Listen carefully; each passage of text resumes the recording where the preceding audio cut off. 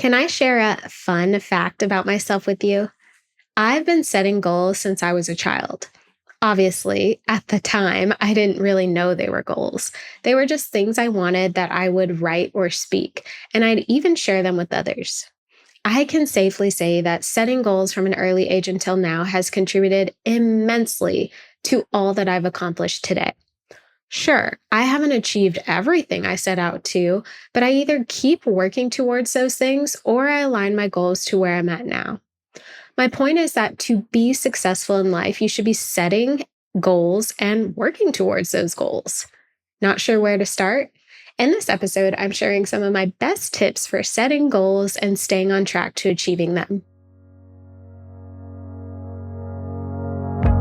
Hey there, I'm Raya Reeves, and over a decade ago, I turned my life around through budgeting. I went from being an overspender deep in credit card debt to being the founder and full-time money coach of City Girl Savings. Now, I help women work towards their dream life and tap into their financial power one budget at a time. I fully believe you can live a life you love with a budget, and I'm living proof. The weekly City Girl Savings podcast focuses on the intersection of money and the City Girl lifestyle. Join me every week along with some special guests as I share my experiences, advice, and guidance on navigating life and money as an experience-loving millennial. Now, remember how I said I've been setting goals since I was a child?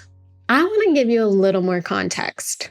When I was in the fourth grade, so about 8 or 9 years old, I had a tutor who told me she was an actress. I was mesmerized. Anyone can get started with acting? She gave me a flyer for a movie that was casting extras in Austin. That movie was Any Given Sunday, by the way. And on that flyer, she began to list out the steps one can take to become an actress. So things like get headshots, get an agent, etc. I told my parents I wanted to do this, and I broke out the phone book. Yes, I am that old, and researched talent agencies in Austin. I took my school photo and mailed it out to a few of them, and one of them actually got back to me. She told me to get professional headshots and then she would sign me. I had set a goal and I achieved it without even knowing what I was doing. Fast forward to college, the first real goal setting list I found from my past was in 2008 for the 2009 year. I was 20 years old at the time, and I listed out things that I wanted to achieve for the year. Things like get good grades, be a catch for future relationships, and audition more. Oh my gosh, how my life was so much simpler back then. Now, like I said, I have not achieved everything I set out to over the years, but I can confidently say that setting goals has definitely contributed to the success I've had thus far in life. So let's get into my best tips for actually setting goals. Now, you've likely already heard the term SMART goals. I know I've talked about it on this podcast before, but I want to spend some time here because it's very important.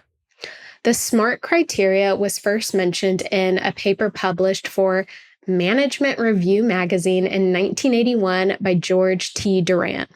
The publication outlined the importance of objectives and the difficulties of setting them.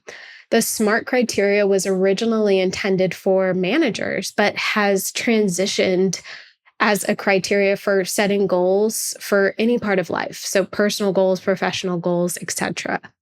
So what is the SMART criteria? Well, SMART is an acronym. So the S stands for specific. So you want to target a specific area for improvement. M is measurable. So you want to be able to quantify or at least suggest an indicator of progress. A is achievable. So specify how the goal will be achieved. R is realistic. State what results can realistically be achieved given available resources. And T is time related. So specify when the results can be achieved. So when setting your goals, you'll want to ensure that each of these criteria is met. So get specific with your goal. Think about how you can track your progress to ensure you actually reach the goal. Specify what you are going to do to reach the goal.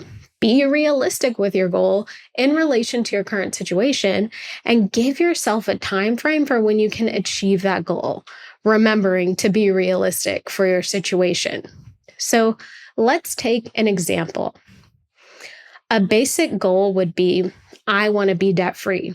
Very basic, not very specific, not really measurable. There's no time specificity here. So that would be the basic goal. If we were to convert this to a SMART goal, it would be something along the lines of, my goal is to be debt-free by December 31st, 2025. I currently have $10,000 worth of debt, and after reviewing my budget, I can contribute $100,000 towards my debt each month. As long as I don't add to my debt and I contribute $1,000 each month, I will be debt-free by my goal date. I can track my progress with a monthly Excel spreadsheet. So notice that the basic goal, I want to be debt-free, is very vague. While it certainly expresses what the intention is, it does not provide any specifics on how, when, or what will be done to actually achieve the goal. The SMART goal, on the other hand, provides a specific target date, a specific and realistic plan of attack, and a means of tracking progress until the goal is achieved. So, same goal, just two very distinct differences. So whenever you set your goals, you'll want to make sure that they are following that SMART criteria. I think this will make sure they are the most impactful goals that they can be. Now, I do want to add that sometimes things come up and goals aren't achieved in the timeframes we set. It's okay if your goals change or if your timeframes change, especially if things happen outside of your control. I think the point is to just keep working for the things you want out of life. So that was the best tip I could provide you for actually setting goals.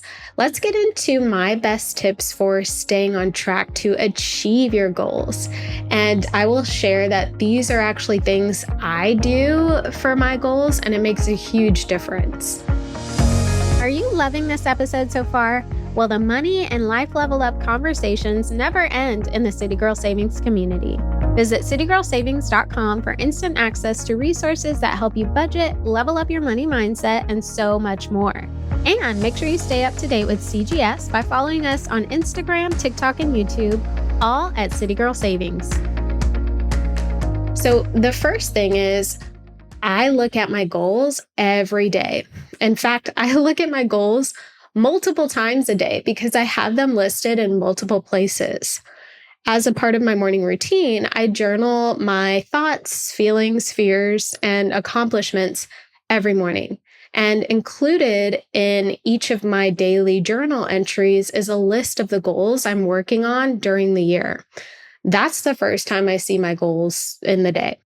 I have my annual goals written on my dry erase board in my office, and the dry erase board is on my wall to my left. So anytime I look up and over, my goals, along with some messages of inspiration, are in plain sight. That's usually the second time I see my goals throughout the day. The final place I see my goals is in my OneNote.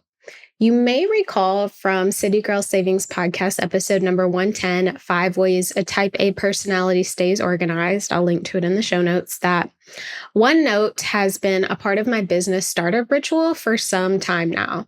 I list what tasks I have scheduled to get done for that day, what tasks are the most important, and what I accomplished. But I also include in that daily template my annual goals in each day's new OneNote tab. So that makes 3 different places and times throughout the day where I see my goals. This means I am constantly reminded of what I'm working towards, which automatically keeps me on track. So keeping your goals front and center on a consistent basis is one of the best ways to make sure you're constantly working towards them. Feel free to add your goals to your journal templates. Write them down, put them on sticky notes, put them on your mirror. The point is to make sure that you are aware of what your goals are at all times. The next way I stay on track to achieving my goals is by making sure that my goals are aligned with my values. So, have you ever set a goal that wasn't aligned with what you really wanted? I mean, maybe you set the goal because you saw a friend or an Instagram influencer set it. Maybe you set the goal because your family told you that that's what you needed to do to improve in that area in your life. Maybe you set the goal because you didn't know what else to set. How did it go when trying to reach those goals? Probably not well, right? I mean, I've been there too.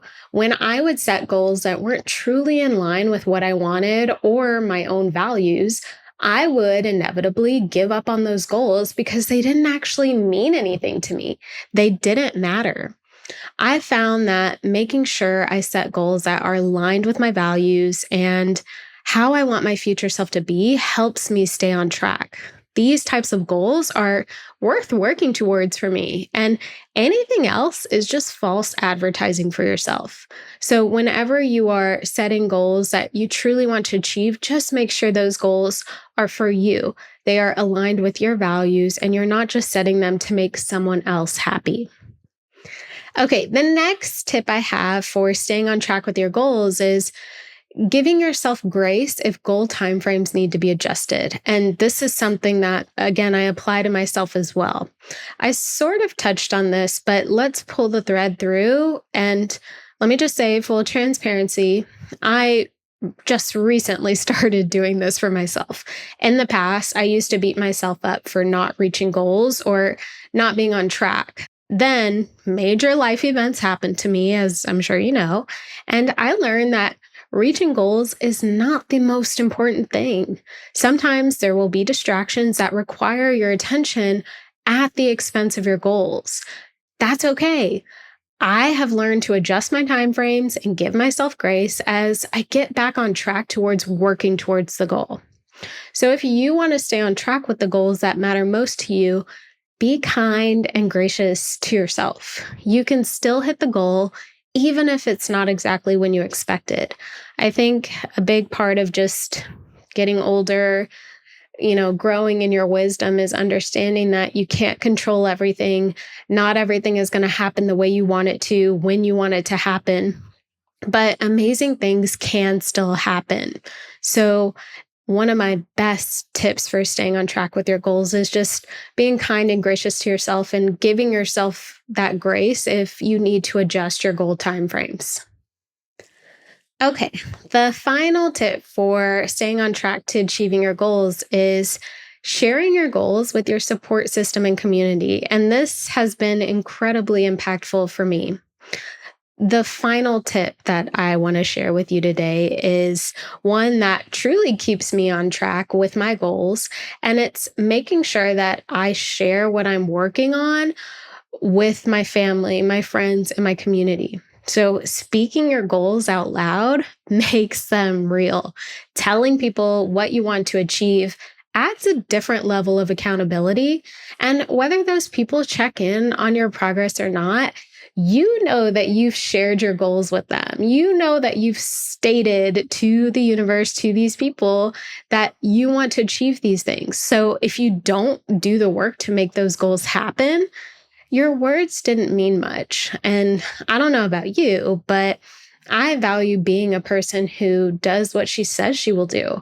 Whether I reach the goal or not, as long as I show up every day and work towards those goals, I'm winning. So be vocal about the things you want to achieve. Share those goals with your family, your support system, your community, a virtual community, your friends. Just speak them out loud. It gives them a greater sense of purpose for you. Makes a big difference. There is nothing more fulfilling than setting a goal and achieving it. And I feel like when you do so, you build so much confidence and self-esteem just going through the goal setting and goal achieving process. It's an amazing thing. So I hope I've encouraged you to set goals that matter and do what you need to make sure you reach those goals. Thank you so much for letting me be the money coach in your ear today. I hope you enjoyed this episode of the City Girl Savings Podcast and you feel empowered and motivated to take the next step in the journey to your dream life. Remember, if someone like me, a millennial who loves to travel, new experiences, and iced coffees can live a life they love on a budget, you can too.